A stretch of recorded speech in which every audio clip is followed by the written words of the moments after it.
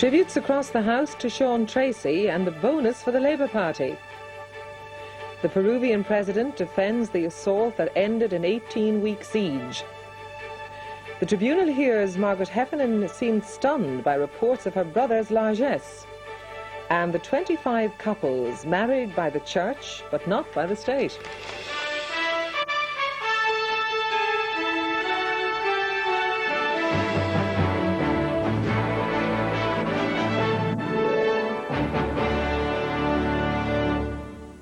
Good evening and welcome. First this evening to the announcement that the Ceann Comhairle of the Dáil is to bow out of politics. Tributes were warm and widespread and received with Sean Tracy's customary aplomb. Mr Tracy, who's 73, was first elected as a Labour deputy for South Tipperary in 1961. He has served as Ceann Comhairle since 1987. His decision to step down is seen as a boost to Labour's general election prospects in South Tipperary. Sean Tracy, one of the longest-serving members of the Dáil, was first elected for the Labour Party in 1961 to the constituency of Tipperary South. He served as Ceann Comhairle from 1973 to 77 during the Fine Gael Labour coalition.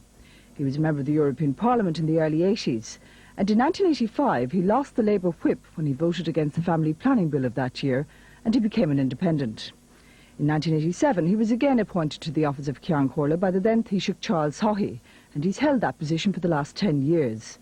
This morning, Mr Tracy, who's 73, told the House he believed it was now appropriate that the people of Tipperary South should decide who should represent them in the next Dáil. So I give to all concerned fair notice of my intentions to hand down the torch of unsullied public service to others, in the hope and in the belief that they too will continue to uphold the best traditions, the noblest traditions in the Premier County.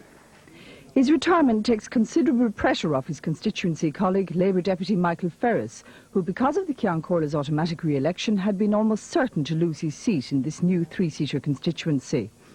After a standing ovation in the Dáil this morning, warm tributes were led by the Taoiseach, who commended Mr Tracy for his impartiality. Ceann Comhairle, you have treated all members of the House with consummate fairness.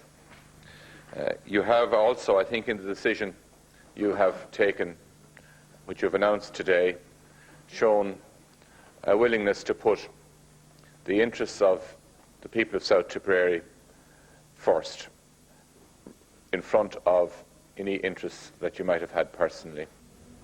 The Fianna Fáil leader Bertie Ahern said Mr Tracy had, throughout his term of office, demonstrated his impartiality and maintained the dignity of the House.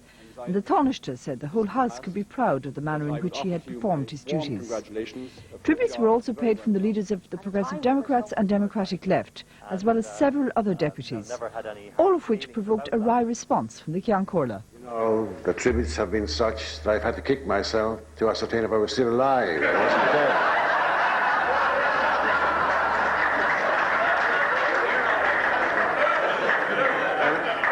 And at the same time, I know full well there are some members of the House who are damn glad to see the back of me. The Peruvian commandos who